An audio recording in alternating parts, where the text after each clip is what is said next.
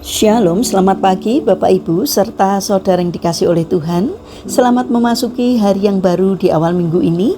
Kiranya saat ini kita semua dalam keadaan baik dan diberkati oleh Tuhan. Sebelum kita mendengarkan firman Tuhan dan renungan, marilah kita berdoa. Tuhan Allah Bapa yang Maha Kasih, kami sungguh bersyukur atas kebaikan dan kemurahan-Mu, karena Engkau Tuhan yang selalu memberkati dan melindungi kami dalam beristirahat sepanjang malam, sehingga pada pagi hari ini kami dalam keadaan baik. Itu semua kami alami karena anugerah-Mu, ya Tuhan. Terima kasih untuk setiap pertolongan Tuhan. Jika saat ini kami akan mendengarkan firman-Mu, kami memohon Tuhan mengurapi kami dengan Roh Kudus-Mu agar kami dapat mengerti dan memahami apa yang Tuhan sampaikan kepada kami melalui firman-Mu. Terima kasih Tuhan. Di dalam nama Tuhan Yesus Kristus kami sambut berkat firman-Mu. Amin. Bapak Ibu serta saudara yang terkasih, bacaan firman Tuhan saat ini diambil dari TB2, Kitab Amsal pasal 16 ayat 32. Demikianlah sabda Tuhan. Orang yang sabar melebihi seorang pejuang. Orang yang menguasai dirinya melebihi orang yang merebut kota. Tema renungan saat ini adalah lebih kuat dari pahlawan. Bapak Ibu serta saudara yang dikasih oleh Tuhan Yesus Kristus, Dwight D. Eisenhower adalah komandan tertinggi pasukan sekutu dalam operasi amfibi terbesar yang mempersiapkan pembebasan benua Eropa dari cengkraman Nazi pada bulan Juni tahun 1944. Ia bisa memimpin pasukan yang begitu besar karena kemampuannya bekerja sama dengan berbagai macam orang. Namun pada masa kecilnya, ia tidaklah demikian. Ia dikenal pemarah, mudah berkelahi, dan sulit bergaul. Syukurlah ia memiliki seorang ibu yang penuh kasih dan berakar pada firman Allah.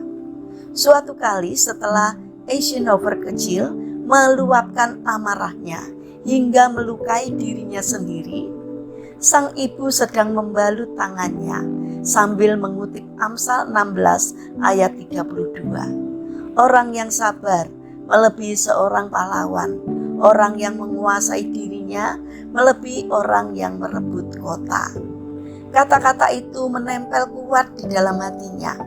Bertahun-tahun kemudian ia menulis, "Aku selalu mengingat kembali percakapan itu sebagai salah satu peristiwa paling berharga di dalam hidupku." Dengan belajar menguasai amarahnya, Eisenhower mampu bekerja sama secara efektif dengan banyak orang dan memimpin di masa yang sangat menentukan. Setiap kita juga pernah dicobai hingga kemarahan mudah tersulut. Di rumah, kita bisa jengkel karena pasangan atau anak-anak kita tidak sesuai dengan harapan kita. Di tempat kerja, kita bisa tersinggung oleh rekan yang tidak menghargai kita. Di jalan kita bisa emosi hanya karena seseorang menyerobot antrian atau memotong jalan. Bayangkan satu ilustrasi sederhana. Ada seorang ibu muda yang sudah lelah seharian bekerja. Saat pulang, ia melihat rumah berantakan dan anak-anak masih asik bermain. PR belum dikerjakan. Dalam hitungan detik, amarah sudah di ujung tenggorokan. Ia ingin berteriak dan memarahi semua orang yang ada di rumah.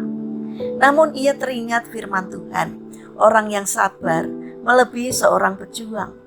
Ia menarik nafas panjang, masuk ke dalam kamar sebentar, dan berdoa singkat. "Tuhan, tolong aku menguasai diriku." Setelah itu ia keluar dengan suara yang lebih tenang, mengajak anak-anak membereskan rumah sambil menjelaskan dengan lembut. Malam itu suasana rumah tetap hangat, bukan dipenuhi tangisan dan penyesalan. Bapak Ibu serta saudara yang terkasih, kuasa yang seperti itulah yang Tuhan tawarkan kepada kita. Bukan kuasa untuk mengendalikan orang lain, tetapi kuasa untuk mengendalikan diri sendiri. Dunia mengagumi orang yang kuat kuat, berani, tegas, dan menang dalam banyak hal. Namun firman Tuhan mengatakan bahwa orang yang mampu mengendalikan dirinya sendiri lebih hebat daripada pahlawan yang merebut kota. Menguasai emosi, menahan kata-kata kasar, memilih untuk diam dan berdoa sebelum bereaksi, semua itu adalah kemenangan rohani yang bernilai kekal. Mungkin hari ini kita sadar bahwa kita adalah orang pemarah, mudah tersinggung, gampang meledak, dan sering menyesal setelah berkata-kata. Kabar baiknya adalah kita tidak dibiarkan berjuang sendirian. Roh Kudus sanggup menolong kita berubah, sebagaimana Ia menolong Eisenhower belajar untuk menguasai diri. Mari datang kepada Tuhan, membawa luka, kekecewaan, dan akar kepahitan yang selama ini mengikat kita. Mari kita bangun karakter untuk bersabar. Mari kita berdoa. Tuhan Yesus yang Maha Baik, penuhilah kami dengan roh kelemah lembutan, agar jangan sampai roh kemarahan menguasai diri kami. Ada banyak luka hati dan kekecewaan yang mengikat kami. Itulah akar yang membuat kami mudah tersinggung dan mudah emosi. Kami tidak tahu sudah berapa banyak orang yang terluka karena perkataan dan sikap kami. Siram hati kami dengan darah-Mu. Tuhan Yesus, bantulah kami untuk mampu mengampuni siapapun yang pernah menyakiti kami, agar hidup kami menjadi berkat bagi orang lain. Terima kasih Bapa. Saat ini kami ingin berdoa untuk bangsa dan negara kami.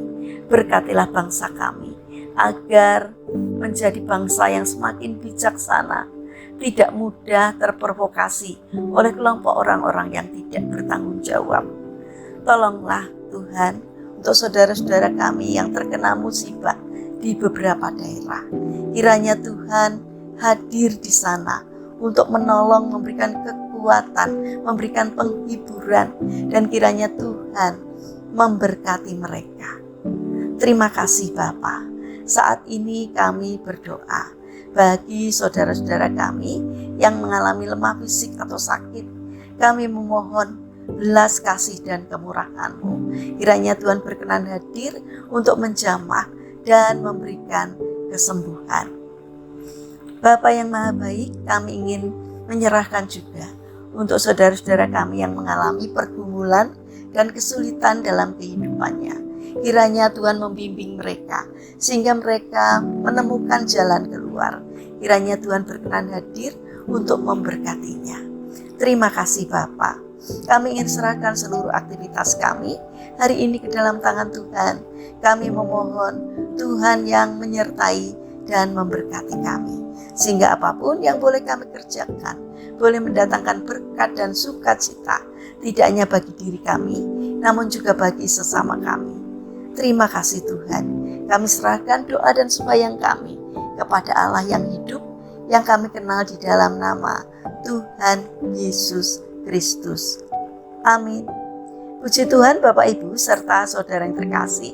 Kiranya firman Tuhan dan renungan hari ini dapat menjadi berkat bagi kita semua. Haleluya.